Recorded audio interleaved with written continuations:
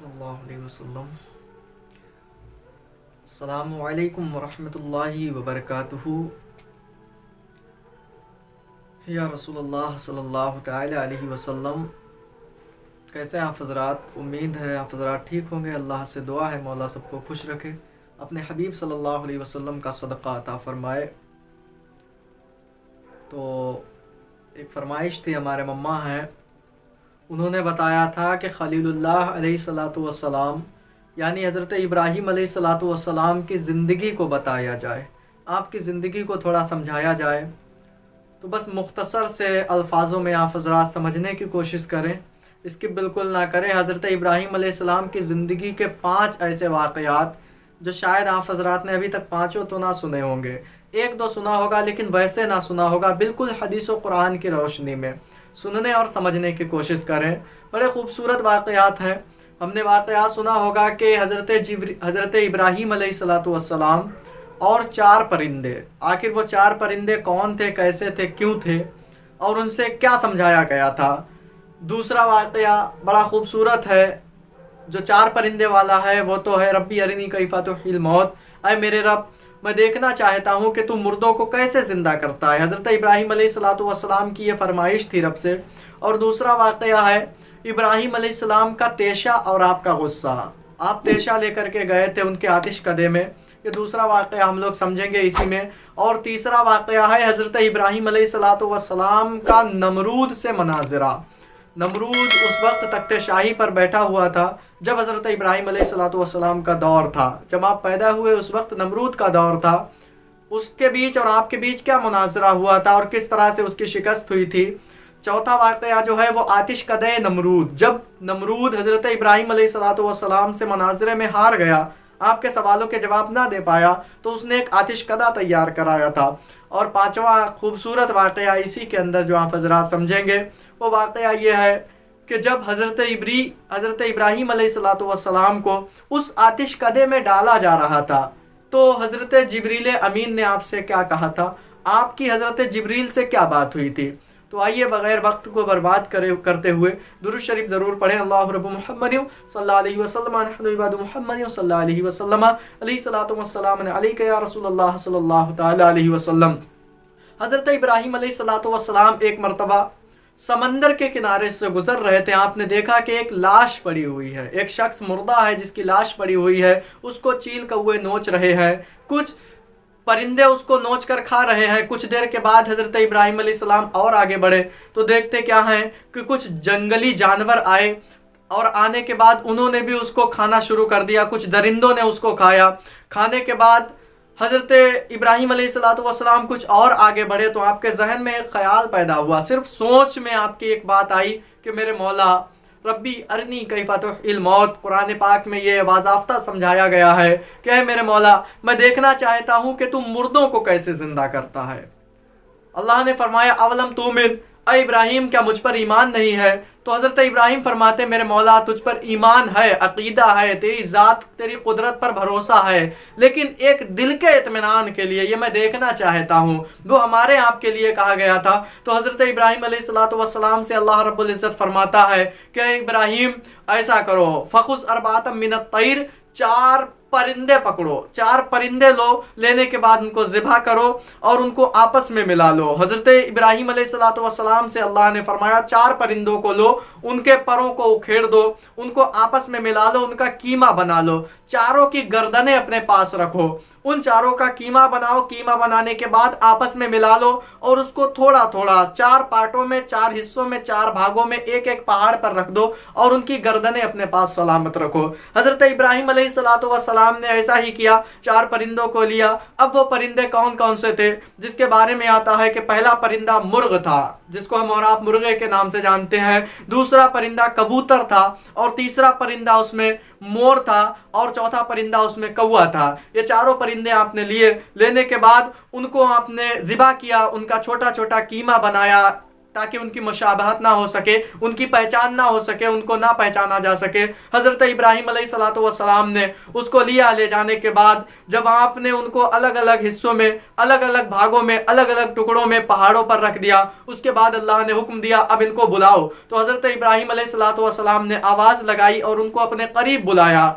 قرآن پاک میں آتا ہے کہ وہ اجزا اڑے، وہ اجزاء اکٹھے ہوئے، اڑنے لگے، اڑنے کے بعد ایک ایک جز، ایک ایک حصہ، ایک ایک پارٹ اپنے سے ملنے لگا جا کر، جس کا جو پارٹ تھا، اور ملنے کے بعد وہ چلتے ہوئے دوڑتے ہوئے حضرت ابراہیم کی بارگاہ میں آئے، گردن کو طلب کیا اور ان کی گردنیں ان سے جڑ گئیں، تو حضرت ابراہیم علیہ الصلوۃ والسلام بے ساختہ پکار اٹھے، ان اللہ علی کل شیء قدیر، بے شک اللہ ہر چیز کر سکتا ہے، اللہ ہر چیز پر قادر ہے، ہر چیز اللہ کی قدرت میں ہے، وہ چاہے تو زمین کو آسمان کر دے، آسمان کو زمین کر دے، جو ہمیں بغیر کسی وجود کے پیدا کر سکتا ہے تو وہ مرنے کے بعد ہمیں دوبارہ زندہ بھی کر سکتا ہے۔ ہم لوگ جب مٹی دیتے ہیں تو پڑھتے ہیں منہا خلقناکم، اللہ رب العزت نے تمہیں اسی مٹی سے پیدا کیا، جو مٹی دی جا رہی ہے اسی سے تمہیں پیدا کیا گیا ہے، وفیہا نعیدکم، اور تمہیں اسی میں دوبارہ دفنایا جا رہا ہے، اسی کے اندر تمہیں بھیجا جا رہا ہے، ومنہا نخرجکم تارۃ اخری، اور بروز قیامت تمہیں اسی مٹی سے نکال لیا جائے گا تاکہ تم حشر تک پہنچ سکو۔ یعنی ہم لوگ ابھی کچھ نہ تھے، ہمیں وجود بخشا گیا، اس کے بعد ہم پھر مریں گے اور مرنے کے بعد ہمیں پھر ایک بار اٹھایا جائے گا۔ جو شخص اس کا انکار کرے یہ شعائر اسلام میں سے ہے، جو اس کا انکار کرے وہ کافر ہے۔ بعد مرنے کے ہمیں پھر سے دوبارہ اٹھنا ہے، تو یہ بڑا خوبصورت واقعہ ہے۔ اب اسی میں حضرت ابراہیم علیہ الصلوۃ والسلام کا دوسرا واقعہ، حضرت ابراہیم کا تیشہ، حضرت ابراہیم علیہ الصلوۃ والسلام کا غصہ۔ حضرت ابراہیم علیہ الصلوۃ والسلام جس دور میں پیدا ہوئے ہم سمجھ چکے ہیں کہ وہ دور نمرود کا دور تھا، اور اس دور میں لوگ بتوں کو پوجتے تھے، بتوں کی عبادت کرتے تھے، بتوں کو اپنا خدا کہتے تھے، ان کو تراشتے تھے اپنے ہاتھوں سے، ان کی مورتیاں اپنے آپ سے بناتے تھے، بناوٹ ان کی خود سے کرتے تھے، اپنے آپ سے ان کو ڈیکوریٹ کرتے تھے، سجاتے تھے، اپنے تھیلوں میں رکھتے تھے اور انہی کو اپنا خدا کہتے تھے، انہی کی عبادتیں کیا کرتے تھے، انہی کی پوجائیں کیا کرتے تھے۔ حضرت ابراہیم علیہ الصلوۃ والسلام نے ایک دن میلہ اکٹھا کیا اور کہنے کے بعد بولے کہ اے لوگو سنو سنو، جنہیں تم پوج رہے ہو یہ ہرگز خدا نہیں ہو سکتے ہیں، جن کی تم عبادت کر رہے ہو وہ عبادت کے لائق نہیں ہے، جن کو تم معبود مان رہے ہو وہ تمہارے معبود ہرگز نہیں ہو سکتے ہیں، معبود تو اللہ تبارک و تعالی ہے جس نے زمین و آسمان کو پیدا کیا۔ اتنا سننا تھا وہ آپ سے دور ہو جاتے اور آپ کو پاگل کہہ کر کے ہٹ جاتے۔ اسی طرح سے آپ علل اعلان کہتے رہے، سب کو یہی سمجھاتے رہے کہ خدا صرف اللہ رب العزت ہے، اس کے سوا کسی کی پرستش، کسی کی عبادت جائز نہیں ہے، لیکن کوئی آپ کی بات کو نہ مانتا، یہاں تک کہ آپ کو غصہ بھی آتا لیکن آپ کنٹرول کر جاتے۔ ایک دن ایسا ہوا کہ وہی تمام بت کے پجاری جتنے پوجا کرنے والے تھے ان کے، وہ تمام لوگ ایک سالانہ میلے میں گئے، تو حضرت ابراہیم علیہ الصلوۃ والسلام کو موقع ملا، آپ نے ہاتھ میں تیشہ لیا اور تیشہ کو لے کر کے آپ ان کے بت خانے پہنچے۔ جب ان کے بت خانے پر گئے تو دیکھتے کیا ہے، وہاں پر بڑے بڑے حسین و جمیل، آج بھی ہم نے دیکھا ہوگا حسین و جمیل پرساد رکھے ہوئے ہیں، حسین و جمیل وہاں پر چیزیں رکھی ہیں کہ وہ کھا لیں ان کے دیوتا۔ ان کے بت خانے پر پہنچے تو ابراہیم نے کہا تمہارے سامنے پرساد رکھا ہوا ہے، تمہارے سامنے قیمتی چیزیں رکھی ہوئی ہیں، ان کو کھاتے کیوں نہیں؟ تو حضرت ابراہیم علیہ الصلوۃ والسلام یہ فرماتے ہیں، ادھر سے کوئی رپلائی نہیں ملتا ہے، کوئی جواب نہیں ملتا ہے، آپ سمجھ گئے یہ بے جان مورتیاں ہیں، یہ ہرگز خدا نہیں ہو سکتی، یہ کبھی بھی ہمارا جواب ہمیں واپس ریٹرن نہیں کر سکتی ہیں۔ آپ کو غصہ آیا، آپ نے تیشہ اٹھایا، سب کو چور چور کر دیا، کسی کی ٹانگ توڑ دی، کسی کی ناک توڑ دی، کسی کا کان الگ کر دیا، کسی کی آنکھ الگ کر دی، کسی کے پیر توڑے، کسی کے ہاتھ توڑے، سب کو چکنا چور کر دیا۔ ان میں ایک سب سے بڑا بت تھا جو سب سے زیادہ طاقتور بھاری لگ رہا تھا، اس بت کو حضرت ابراہیم علیہ الصلوۃ والسلام نے اس کے کاندھے پر وہ تیشہ رکھ دیا اور وہاں سے واپس چلے آئے۔ جب شام کو تمام بت خانے کے پجاری جب وہاں پر آئے تو آنے کے بعد بابل والوں نے دیکھا، حضرت ابراہیم علیہ الصلوۃ والسلام کا یہ قصہ بابل کا ہے، آپ بابل میں ہی پیدا ہوئے۔ جب بابل والے آئے تو آنے کے بعد دیکھتے کیا ہے کہ ان کے بتوں کی حالت خراب ہے، کوئی چکناچور ہے، کوئی ٹوٹا، کوئی پھوٹا، کوئی پریشان، کوئی حیران، کسی کا کوئی عطا پتہ نہیں لگ رہا ہے۔ اب سب بڑا غصہ ہو گئے، بڑا غضبناک ہو گئے، بڑے تکلیفیں ان کو ہوئیں۔ اس کے بعد اب سوچنے لگے کہ یہ کون کر سکتا ہے، آخر ایسا کون ہے جو ہمارے خداؤں کا یہ حال کر کے گیا، ایسی کس کی جرت ہوئی جس نے ہمارے خداؤں کو اتنی تکلیفیں دے دی، ہمارے خداؤں کو نیست و نابود کر دیا۔ وہ بے وقوف تھے، हज़रत इब्राहीम अलैहिस्सलाम का सब उनकी तरफ सबका अंदेशा जा रहा था कि हो ना हो ये इब्राहीम की ही हरकत है, वही ऐसा कर सकते हैं, वही हमारे खुदाओं को झूठा कहते हैं। अब एक मजलिस बुलाई गई, एक मीटिंग रखी गई, हज़रत इब्राहीम को बुलाया गया, पूछा गया तुमने हमारे बुतों को क्यों मारा, हमारे बुतों को क्यों तोड़ा? तो हज़रत इब्राहीम फरमाते मैं तुम्हारे बुतों को क्यों तोड़ता हूँ? अरे ये देखो तेशा ये बड़े बुत के हाथ में है, इसी ने सबको तोड़ा होगा। अब वो सब लोग हैरान हैं कि आखिर ये तो बुत है, भला ये किसी को कैसे तोड़ सकता है, ये किसी को कैसे मार सकता है? इब्राहीम फरमाते इसी से पूछ लो। तो वो कहते हैं अरे भला बेजान बुत भी कुछ बोल सकता है। इब्राहीम ने उनकी बात को पकड़ा और बोले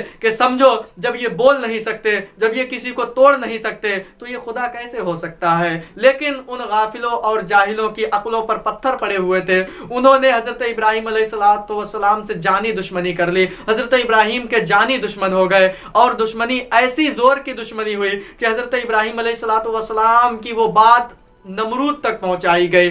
अब जब हजरत इब्राहीम अलैहिस्सलाम को नमरूद के सामने बुलाया गया तो नमरूद ने बोला बताओ तुम किस खुदा की इबादत करने का हुक्म देते हो, तुम किस खुदा को पूजने के लिए मुझे दावत देते हो, लेकिन ये बताओ मेरे अंदर क्या कमी है जो मैं खुदा नहीं हो सकता हूँ, मेरे अंदर क्या तकलीफ है, मेरे अंदर क्या प्रॉब्लम है जो मैं खुदा नहीं हो सकता हूँ? तो हजरत इब्राहीम अलैहिस्सलाम फरमाते हैं अल्लाह वो है जो सबका मालिक है, अल्लाह वो है जो सबको जिलाता है और सबको मारता है। इतना सुनना था, नमरूद हंसने लगा और कहने लगा अच्छा इतनी सी बात है, ऐसा करता हूं मैं भी अभी तुम्हें दिखाता हूं कि कैसे मारता हूं और कैसे जलाता हूं। दो शख्सों को बुलाया, दो लोगों को बुलाया, एक को उसने कत्ल करा दिया, एक को उसने रिहा कर दिया और कहने लगा ऐ इब्राहीम देखो मैंने एक को जिंदगी दे दी और एक को मौत दे दी। हजरत इब्राहीम अलैहिस्सलाम उसके इस बेवकूफ़ी के जवाब पर बड़ा खुश हुए, मुस्कुराने लगे और ऐसा सवाल ठोका, ऐसी बात उससे कही कि वो लाजवाब हो गया। आपने कहा कि मेरा अल्लाह वो है जो सूरज को मशरिक से निकालता है, यानी पूरब से सूरज निकलता है और पश्चिम में सूरज डूबता है, मगरिब में सूरज डूबता है। ऐ नमरूद अगर वाकई में तू खुदा है तो इस सूरज को पश्चिम से निकाल और पूरब में डुबा दे। इतना सुनना था, वो हक्का बक्का रह गया, दंग रह गया, परेशान हो गया। अब जब नमरूद हजरत इब्राहीम अलैहिस्सलाम का जानी दुश्मन बन गया तो उसने एक आतिश कदा तैयार कराया। बाबिल के लोग तो वैसे ही हजरत इब्राहीम के खिलाफ थे क्योंकि आप उनके झूठे खुदाओं को झूठा कहा करते थे और कहते थे कि तुम पर लानत है और तुम्हारे इन बुतों पर भी लानत है, मेरी भी लानत है, अल्लाह की भी लानत है। तो बाबिल के लोग वैसे ही खिलाफ थे। नमरूद ने हुक्म दिया कि एक आतिश कदा तैयार करो, एक आग का गढ़ा बनाया जाए। अब एक आतिश कदा तैयार किया गया। आतिश कदा कैसा था, वो आग का गढ़ा कैसा बनाया गया था, जिसके बारे में आता है कि 60 हाथ लंबा और 40 हाथ चौड़ा, यानी 100 हाथ लंबाई चौड़ाई का एक गढ़ा, एक आतिश कदा तैयार कराया गया। उसमें कई दिनों तक लकड़ियां डाली गईं, चारों तरफ से उसको दीवार से घेर दिया गया। नमरूद ने कहा इसमें आग जलाओ। जब आग के शोले आसमान से बातें करने लगे, उनके ऊपर से कोई परिंदा, कोई पक्षी अगर उड़ता तो वो भी झुलस कर नीचे ही उस आतिश कदे में गिर जाता। तो हजरत इब्राहीम अलैहिस्सलाम को एक गुफनी में या गुलेल कह लें उसमें बिठाला और बिठालने के बाद आग में फेंक दिया। जब आग में फेंका गया, अल्लाह रब्बुल इज्जत को खबर हुई, अल्लाह ने समझा कि मेरा खलील मेरी रजा के लिए आ रहा है। अल्लाह ने आग को हुक्म दिया या नारो कुनी बरदौ व सलामन अला इब्राहीम, ऐ आग ठंडी हो जा और सलामती वाली हो जा मेरे बंदे इब्राहीम पर। इतना अल्लाह का फरमान था कि आग गुले गुलजार हो गई। हजरत इब्राहीम अलैहिस्सलाम अल्लाह की रजा के लिए उन काफिरों के हाथ आतिश कदे में कूद पड़े। आपने आतिश कदे में छलांग लगा दी। जब आप आतिश कदे में पहुंचे तो आतिश कदा गुले गुलजार था। अब एक शायर बड़े अच्छे अंदाज में लिखता है कि सर अपना झुकाते हैं जो माबूद के आगे, सर अपना झुकाते हैं जो माबूद के आगे और झुकते नहीं वो सर किसी मरदूद के आगे। और आतिश में खलीलुल्लाह को डाला गया लेकिन, आतिश में खलीलुल्लाह को डाला गया लेकिन सजदा न किया आपने नमरूद के आगे, सजदा न किया आपने नमरूद के आगे। हजरत खलीलुल्लाह जब आतिश कदे में पहुंचे तो आग आपके लिए गुले गुलजार हो गई। आप कई दिनों तक उसमें रहे, कई दिनों तक आपने उसमें गुजारा किया। अब उसके बाद जब आप वहां से सलामत निकले, جب آپ وہاں سے سلامت آئے تو بابل والے بڑے حیران ہیں، بڑے پریشان ہیں، آخر ابراہیم سلامت کیسے بچ گئے؟